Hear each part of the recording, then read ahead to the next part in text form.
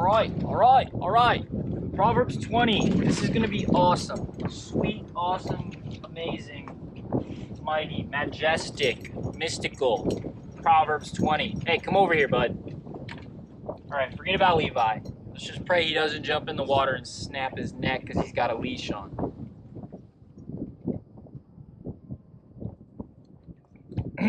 Proverbs 20, verse 1. Wine is a mocker, strong drink is raging, and whosoever is deceived thereby is not wise. The way I always memorize this verse is, wine is a mocker, strong drink is a brawler, because strong drink, you get fights on strong drink. For me, it was tequila. Never really was violent, but if I ever got close to getting into an altercation, it would be tequila. So I didn't really drink strong drink. And wine as a mocker, we know this, okay? I've mocked God on alcohol while drunk, all right? You mock people on alcohol. You're just a mocker. You're a scoffer, a mocker, a scorner. All of the above on alcohol, because you get caught up in your feelings and all of a sudden you think you're smarter than everybody because your feelings are so filled up or something. Anyways, alcohol is bad. We know this. I don't even drink alcohol anymore. Okay, I got blessed by meeting a woman who doesn't drink and then not drinking because of that for a season. And then after that, I was like, well, I ain't going back because that stuff's real bad for me, obviously. It's probably real bad for you. For me, I'm just preaching don't drink at all. That's what I'm preaching because that's for me. You know, I'm gonna preach what's good for me. I'm gonna preach what's good for you, because maybe you think you can get away with a couple drinks here and there and so on. We know where it leads. And even just a couple of drinks, okay? It doesn't even make sense anymore. All right, you've got the Holy Spirit. You've got the joy of the Lord. You do not need to lean on alcohol. You do not need to lean on any substance. It's what I believe, because it's been so for me, and I was the one who was most afflicted by these substances and by these spirits. And it says you're not wise. Whoever's deceived thereby. So it's a deceiving tool. It's an item that deceives. Okay, it deceives you. It deceives others. It causes you to become a one who deceives others, right? You do something stupid while you're drunk, and then now you have to deceive others into saying you never did it. If you're deceived thereby, you're not wise. That's simple as that. Okay, so if you're deceived thereby, you're a fool. Levi, come on. Verse 2, the fear of a king is as a roaring of a lion. Whoso provoketh him to anger sinneth against his own soul. All right? You do not provoke the king, okay? You start provoking the king to anger, you're sinning against your own soul. All right? Let's use this according to our Father, right? We provoke the king by carrying on in wickedness, getting further and deeper into darkness. What does that lead him to do? A roaring of a lion, and you're sinning against your own soul because it forces him to chastise you, and then you get damaged because of it. Anyways, that's verse 2. The fear of a king. What's the other translation? Wrath or terror produced by the king's wrath. All right? Or you sinneth against your own life. That's the other translation. All right, moving spots. Proverbs 20, verse 3. It is an honor for a man to cease from strife, but every fool will be meddling. Okay? We cease from strife. We are peacemakers, peacekeepers, all right? We appease the wrath that gets kindled in others. We do not lay fuel on the fire and then become a brawler, all right? Every fool is meddling, okay? Every fool is trying to stir up the pot, all right? We do not stir up the pot. Simple as that. Verse 4, the sluggard will not plow by reason of the cold. Therefore shall he beg in harvest and have nothing. All right, the sluggard says, hey, it's too cold outside. Hey, it's too hot outside. It doesn't matter what the reason is. He says, hey, there's this reason why I'm not going to go plow.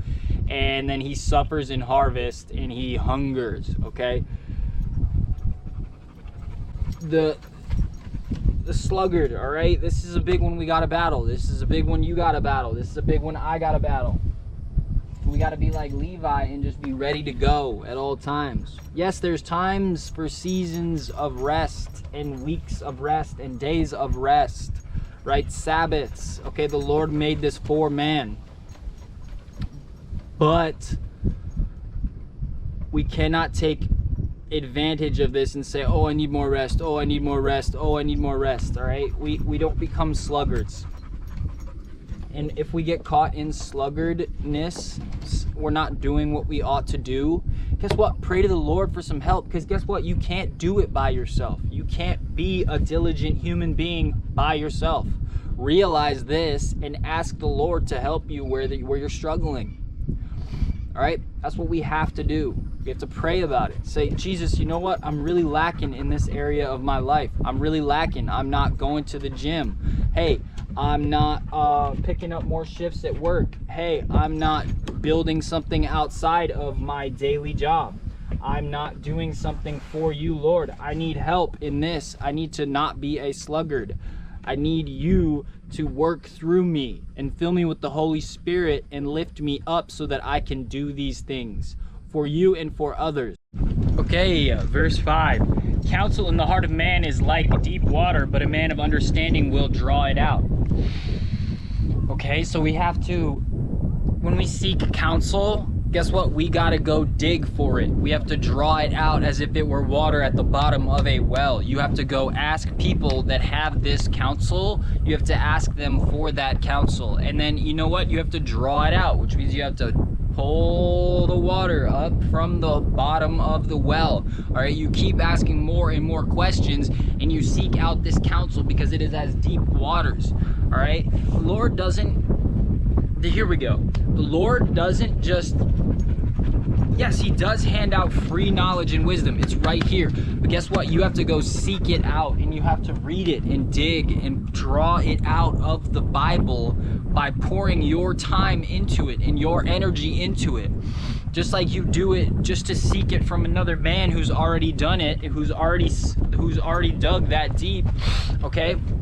But the Lord isn't just gonna hand you all this wisdom after 2 minutes of watching a short on YouTube, right? Or a short on TikTok, okay? You're not gonna find the wisdom that you're looking for in 2 minutes, okay? It's going to be an hour-long process. It's going to be a 10,000 hour-long process, all right? That's why we draw it out, okay? I'm asking for wisdom. What am I doing? I'm seeking it at, like, I'm giving her more and more of my time. Yes, I can always give more of my time to seek out wisdom and to draw that out of the well, but I'm not gonna find it. Before I started making these videos and seeking after wisdom with all my heart, guess what? I was just scrolling on Instagram, and yeah, my algorithm was healthy and righteous, and I was getting all Christian content, but guess what? I'm not gonna find it in a 2-minute video, in a 1-minute video, in a 30-second split, okay? You're not gonna find deep waters and true counsel and righteous wisdom in 30 seconds. It's just not possible. I was thinking about this the other day. I was like, oh, you know what? Who cares if nobody watches my videos? You know what? People have to dig for this wisdom. And if they don't want this wisdom, I was thinking like the Lord. I was like, if they don't want this wisdom, then fine. Not that I have it, but the Lord is going to give it to me because I'm asking for it. If you don't want wisdom, if you're not digging and drawing that water out of the well, the Lord's not just going to hand it to you, okay? You have to go search for it. You have to search out the matter and spend time and study to show thyself approved. And then all of a sudden you'll have these epiphanies and these revelations, and it will become, and your eyes will become open because you have poured yourself out for this wisdom. All right? You gotta seek for it. You gotta dig for it. And that's why I'm not offended by nobody. If nobody ever watches these videos, fine. And that means nobody's seeking for wisdom. All right? So you gotta dig. You gotta dig deep. All right? You gotta dive into the depths. And that takes time. Verse 6. Most men will proclaim every one his own goodness, but a faithful man who can find? This is the seemingly right in your own eyes. Every man's ways is clean in his own eyes. This is the same thing. It's saying the same thing. You will proclaim your own goodness. This is why everyone in the secular world says, oh, I'm not that bad. I'm actually pretty good. Everybody's good. You know, the majority of people are good people. No, everyone has fallen short of the glory of God, all right? The standard is perfect righteousness. The standard is Jesus. And if you have not, Jesus himself didn't even call himself good. He said the Father is good. And if anyone could call himself good, it would be Jesus. But in his own righteousness, he saw that calling himself good would be unrighteousness. So, obviously, we cannot proclaim our own goodness. In the first place, the first wise proclamation you can make is receiving your own wretchedness and exclaiming that to others, saying, hey, I'm a wretched man, all right? Even all of my righteousness is before the Lord as filthy rags, wretchedness. Okay? I have fallen short of the glory of God further than most. All right? I am a wretch. The pure definition of the word. That is where you can find your first wise statement that you can make. And then what do you do after that? You say, oh, I need righteous blood to cover me. I need a righteous sacrifice so that I can go to heaven and spend eternity with my Father. And then you say, oh, I believe in Jesus. And then you get the Holy Spirit, and then you start down this path, and you just keep fighting. Levi, come on, bud. I don't want you jumping off that. Anyways, first wise decision, or first wise proclamation you can make is, hey, I'm a wretch, and I need a Savior. And but a faithful man who can find. This is saying no one's faithful. Really comes down to it. Everyone's going to fail you.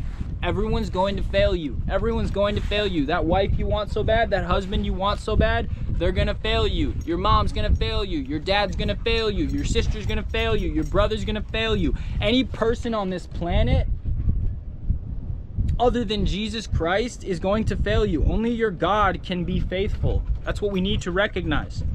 Verse 7, the just man walketh in his integrity. His children are blessed after him. Okay, we seek to be the just man that walks in our integrity. Why do we seek this? We seek it so our children can be blessed after us, so we can shatter those generational curses, so that these demons don't have to follow us. These addictions don't have to follow us down to the next generation. And we have to do that work so that it doesn't happen. We have to submit to the Lord so that our children, our generations after us can be blessed, so that we can get better and better each generation, all right? Maybe it looks like this, okay? Maybe it looks like this. My grandpa married 4 times, finally settled down after 4 marriages. Guess what my dad did? 2 marriages, finally settled down. He's on his 2nd. He's gonna stick with her. He's learning his lesson, right? What's gonna happen with Brian, all right? Am I gonna submit to the Lord and take that one step further and be the man that settles for 1 marriage that the Lord blesses me with? Yes, I'm going to, and I'm going to shatter that generational curse of divorce, all right? And what's that gonna do? My uprightness, my justness will bless my future generations, and we will heal this curse on the land. We will heal this curse on my seed. Stop it, Levi. Okay? And we seek after integrity so that our generations after us can be blessed. Simple. Case and point. Levi's ready to bounce, right? I just really wanted you guys to get the full picture of the swing on this double tree scenario I got behind me. It is tight. In my eyes, it is tight. I don't know if you think it's cool, but I do. I'm a big fan of the trees. All right, we're going back. I messed up. I was starting to read from Proverbs 22. The wind is changing the trajectory of the lesson. Okay, here we go. Back to verse 8. A king that sitteth in the throne of judgment scattereth away all evil with his eyes. Okay, a righteous king that sits on the throne of judgment, righteous judgment, just his eyes can scatter away all evil because they fear the king. They realize, hey, We are going to get destroyed if we carry on in this wickedness, because the king is so righteous. And we see that with our own king, right? He scatters away all evil just with the look. Just with the look. That's how mighty he is. All he has to do is look down and all the evil scatter, right? When he shows up, just his gaze upon the entire planet will scatter away all the evil. They hide in the rocks, right? Game over. Just his eyes, his fiery eyes, will scatter all of his opponents away, because he's that mighty. All he has to do is look, just like, hey, look in my eyes. My righteousness scares away all the evil. That's how awesome our God is. We should be reminded of this, because he's amazing, and we don't have to fear anything, because he's going to rectify every single situation at the end of time. Verse 9, who can say, I have made my heart clean, I am pure from my sin? Who can say? This is the verse we need to remind ourselves. No matter how cleansed the Lord cleans us, we still can't claim this, okay? This verse beats down your self-righteousness. This verse beats down the, oh, I'm better than him because I'm following the commandments. I love Jesus more because I let him cleanse me. Okay, guess what? You still can't say I have made my heart clean. You still can't say I am pure from sin. This is why it says, if any man say he is without sin, he is a liar and the truth is not in him. No matter how deep into sanctification you travel, you will not be clean. You will not be pure, all right? The only way you're going to be pure is when you die or you get wrapped up into the sky. And the Lord glorifies you and removes every single iniquity and glorifies you and places you into a vessel that is not corrupt. This body will contain sin until the Lord carries me away. Simple as that. Now, I don't willfully sin against him and just fall into iniquity, deeper and deeper, darker abyss. I let him cleanse me further and further, but I'm still going to be found lacking. I'm still going to be found wanting, no matter how far I submit and surrender unto him. We need to realize this so we do not carry on in this prideful self-righteousness that allows us to beat others with a stick. That's foolishness. That's folly. That's why we remind ourselves, Proverbs 20, verse 9, who can say, I have made my heart clean? I am pure from sin. The answer is no one. Verse 10, diverse weights and diverse measures, both of them are alike abomination to the Lord. Diverse weights and diverse measures, abomination to the Lord. You can't be skewing the amount that you sell things for so that you gain more. All right, this is the epitome of false balances. All right, you're making something worth more than it is. You're that crappy car salesman. You're selling a car that's gonna die in 100 miles, and so that you can pick up a couple $1,000s and pretend that it's a good car. That is a false balance. You're saying something is good when it's not. You're selling something. You're giving somebody the idea that this is worth more than it actually is. That's the false balance, and you can create that illusion by being the sharky car salesman that says, hey, this car is gonna run for 100,000 miles more, and yeah, you'll be totally fine, and the AC is gonna work for another 50,000 miles. It's not the truth. All right, you are lying and creating an illusion so that you can gather more from that buyer or from that seller. It's messed up, it's jacked up, it's an abomination unto the Lord. We don't mess around with the abominations, okay? We have, and we realize how much destruction that brings. Because guess what? Folly brings destruction, and abomination brings utter destruction. Simple as that, right? If abomination is worse than folly and foolishness and sin, and it is the uttermost detestable of sins, then it's going to bring more destruction. That would just be a simple equation for us to understand. Psalm. No, we're not in the Psalms yet. Lots of Proverbs. Verse 11, even a child is known by his doings, whether his work be pure and whether it be right. All right, we can see so simply, we do not need discernment to see whether a child be... Levi, don't do it, dude. It's so simple to see even a child's doings, if it's right or if it's wrong, or if they're pure, if his work be pure. We know when a child's being devious and mischievous, okay? We see it in the eyes of the child. How much more discernment should we have in men? Okay, yes, men and women, we become more crafty with age and sneaky. But it's saying basically even a child is known by his work, whether it be good or bad. And so how much easier is it for the Lord to see whether our work be good or bad? How much easier should it be for us to see whether a man or woman his work is good or bad? It's visible by the character. If you watch someone for long enough, you will realize that their work is not pure. Their work is trash. And they're doing wrong. Verse 12, the hearing ear and the seeing eye, the Lord hath made even both of them. All right? Duh. The Lord has made your eyes. The Lord has made your ears so you can pray to him. Hey, dude, open up my eyes. Open up my ears so that I hear your word better. So that I see you everywhere I go. Not only that, we realize, okay, the Lord has made all the eyes. So his eyes, he can see in through all your eyes. And he can see through every single eye that he has made. And he can hear through every ear that he has made. Okay? And we take that into account and understand that we should propel our integrity forward because the Lord can hear everything and the Lord can see everything because he has made the eye. He has made the ear. If you remind yourself that the Lord has made these things, that's why this verse is here, okay?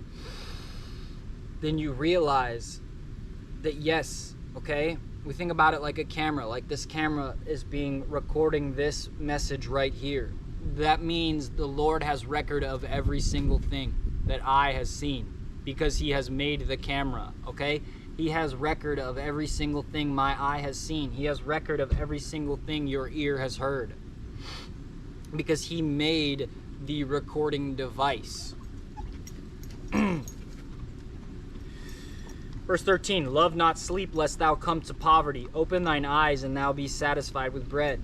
Okay, we have to get to a place where we love not sleep. This is a tough one for me, all right? I'm going to preach from conviction, all right?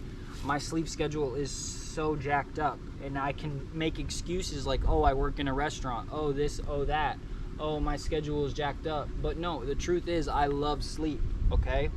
If I pray to the Lord and ask for help on this matter, it will be helped. And I need help on this matter. I'm preaching from conviction. And when you preach about something, you realize, oh shoot, I have to practice what I preach. So this is a great verse for me. This is a verse I gotta not love sleep, okay? I have to order my hours of rest so that I can be a better steward. I can be a better servant.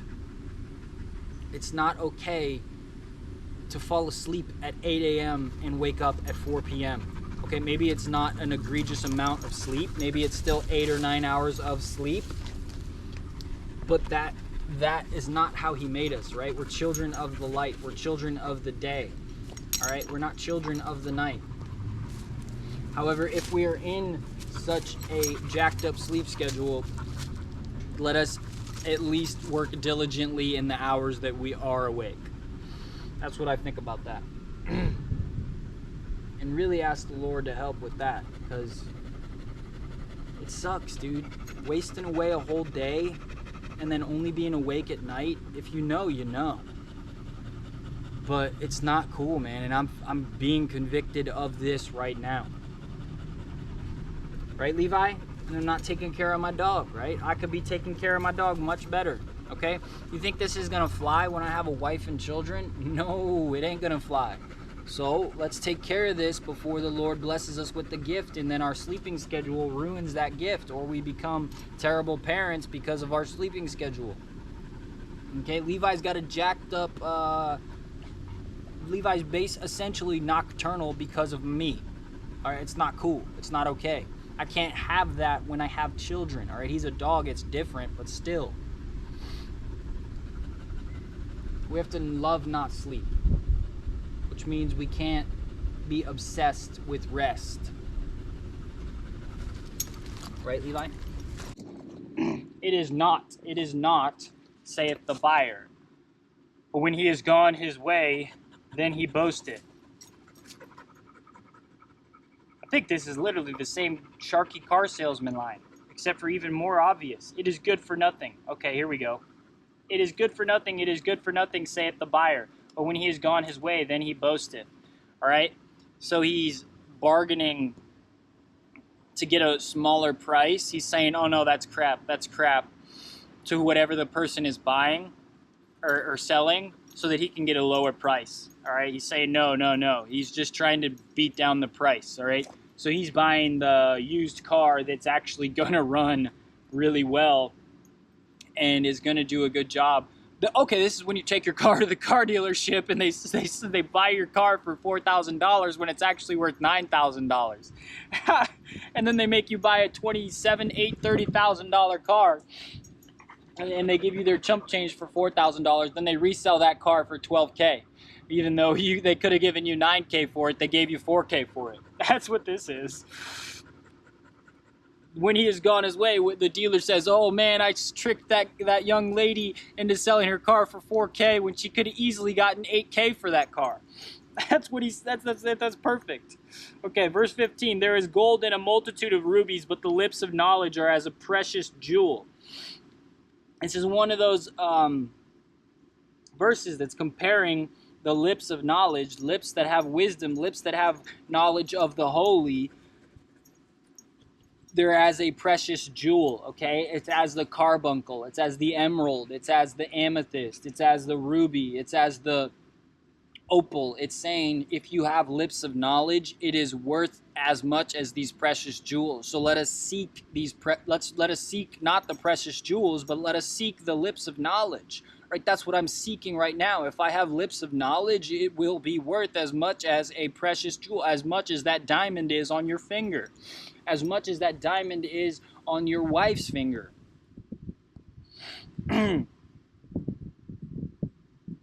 So, it's comparing the lips of knowledge to the most valuable things upon this planet, or the most valuable things we consider valuable.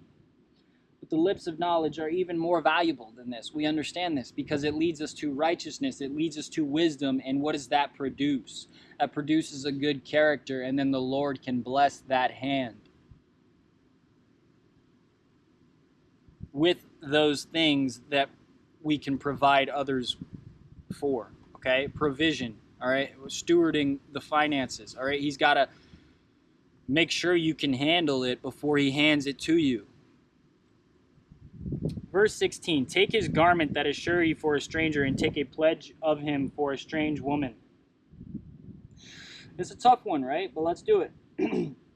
The guarantee or the collateral, hold it as for a strange woman. Take his garment. All right, so it's saying, oh, we know who did this. I think it was Judah, and the woman who pretended to be a prostitute who was actually his daughter-in-law because she wanted to sire a child. But Judah wouldn't give her to another man because the men kept dying, and he didn't want to lose his final son. But what did she do? She took his staff, and she took his robe. Oh no, his ring. But basically, this is the taking the surety, the collateral, the garment for a strange woman. Maybe that's what this verse is pointing to. I don't get the strange woman part. And take a pledge of him for a strange woman.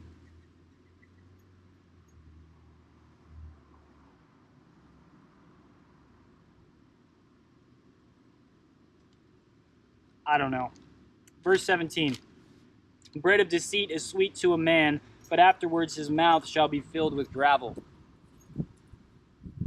bread of deceit is sweet. So we can look at bread as provision. We can look at, okay, we call bread money, right? Money we call bread. Let me stack that bread. Let me stack that paper. Let us call the money of deceit is sweet because it's quickly made and it's made by wicked means. It's sweet, but your mouth's going to be filled with gravel. And then let's also talk of this sweet bread as the immoral woman, right? Like you go lie and you go cheat on your wife with the immoral woman, and that bread is sweet to you, but then you wake up and she finds out, your wife finds out about this bread of deceit that you took in deceit, and then that's gravel in your mouth because your wife leaves you because you took this bread of deceit. I think both goes hard. Both of those fly in my eyes. Your mouth will be filled with gravel. I know this. I woke up the next day, and what was my mouth filled with? Filled with gravel. I want to just throw gravel in my mouth right now to remind myself of this terrible time that I put myself through. And not only that, I filled my mouth with gravel. I filled another woman's mouth with gravel, okay? It's not good. It's absolutely wretched. It's terrible. Put a handful of gravel in your mouth and see if you enjoy that time. You're not going to enjoy it. You're going to break your own teeth. And that's the epitome of a terrible time. All right, we know how much teeth pain is. All right, nobody wants to go to the dentist. Nobody wants to have cavities. Nobody wants to have a rotten tooth because you know the pain. The mouth pain is just, it's terrible. It's kind of like ear pain in that way. I don't even want to think about it right now. You're going to break your own teeth by taking the bread of deceit. Bar. Verse 18, every purpose is established by counsel, and with good advice make war. All right, we have to consider, when we create purposes and plans, we have to consider taking wise counsel from others, all right? I need to do this with this ministry that I'm creating. I need to take wise counsel from others. However, I'm trying to hide it from the enemy. I think he's already discovered it because I'm feeling the resistance. And I think he already knew about it all along because I tried to do it 3 years ago and he broke it down back then. But still, I need not hide it anymore because the enemy already knows. So I should go and seek counsel from others. Say, hey, dude, would you mind watching one of these videos and telling me where I could work on it, where I could do better, where I'm lacking, where I'm wanting, where I'm found wanting. Maybe you can tell me, whoever watches this video, leave a comment and say, hey, dude, I think it'd be better if you did this. Hey, dude, you missed this whole lesson on this verse.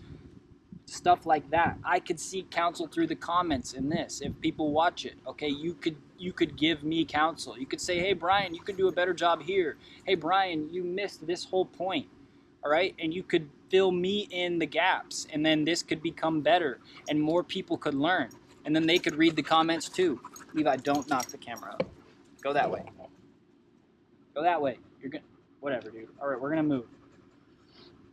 So help me out and tell me what I'm doing wrong.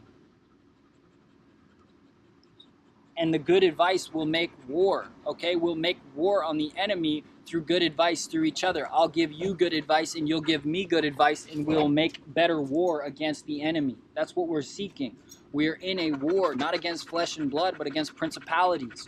So if you do leave a comment, guess what? We're going to make good advice, and it's going to make a greater war against the enemy. You're going to fill in the gaps of my knowledge and wisdom that the Lord has bestowed with what he has bestowed upon you. That's why we share this. That's why we create spaces like this, so that we can make better war against the enemy.